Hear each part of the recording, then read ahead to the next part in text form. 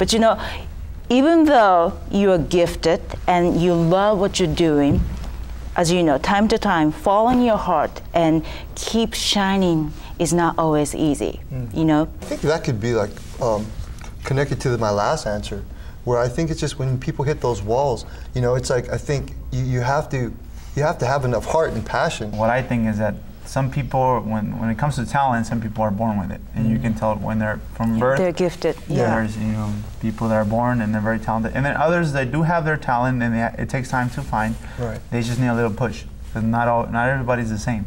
Right. You know, but with time time and encouragement, they'll get where it's supposed to go.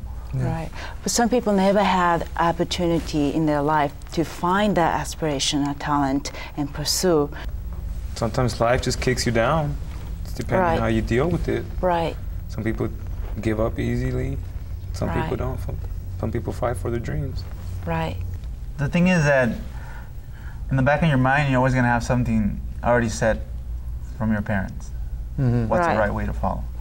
And it's hard. In order to follow your dream, you got to break barriers. Right. And sometimes, you know, if you have something set for you, some people just come to the point where they're used to it, or what's that word say, when you're accustomed to what you're doing. Right. And it's hard to break from that cycle. Right. So, that's really a bad cycle, though, I think. Yeah. So it comes to a point where you just got to decide whether you want to do what you love or just go with the flow. That takes a lot of energy, by the way, I think. Yeah. So now let's talk a little bit about band's music. Marcus, you are the main songwriter, right? Correct. So since I'm a songwriter also, I'm curious to know when and where do you get your song ideas most? I started with a small piece, nothing much, just to get the brain flowing. But yeah, I love working at night. Do a lot of your song ideas come from your personal experiences, or is it coming from observations of other people's life experience? I'll say about 80% are life experiences, my own. Really? And he's been dumped a lot. Yeah. Okay, that's a lot of things. Okay. Just kidding. Come on, Ron.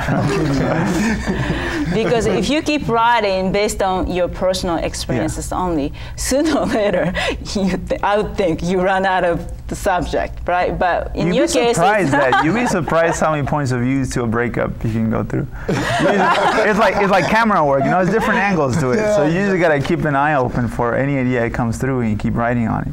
Right. And the rest of them is from experiences from other people. I mean, interacting with other people, and also things, just songs that really don't mean anything, kind of out there, you know, thoughts and stuff. You know, funny thing is though, when you write love songs or breakup songs, you know, people think, is this your personal experience? You know, people think so, you know, ask you, right? I don't know, sometimes I think based on your personal experiences, I would think you run out of subject, but I guess that's not the case for you. No, like I said, I just approach it at a different angle. So if you were, say, if it was bad to you, then you flip the camera or the angle, and now why was it bad for her?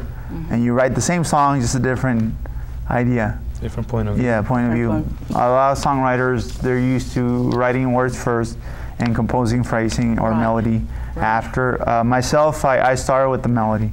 I go hand in hand. I do the melody first, and I might write a sentence or two, and that's it sometimes, depending on how easy it flows. When it's, there's days where I can just finish the whole song, there's days where I only do half of the song, maybe a paragraph.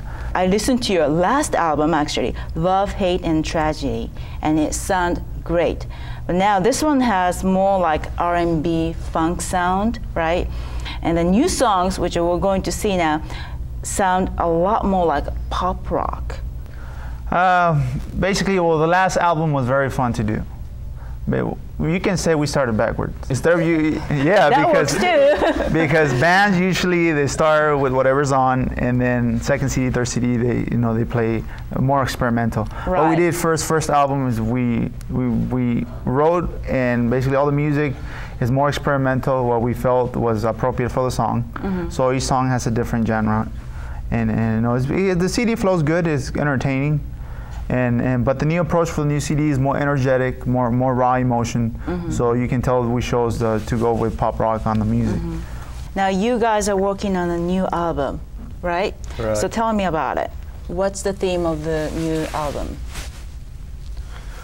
Pop rock, as we just mentioned, Okay. and you know, he's you know, Marcos will probably answer this one. I mean, anything yeah. that's new from the last, I mean, okay, style-wise, yes.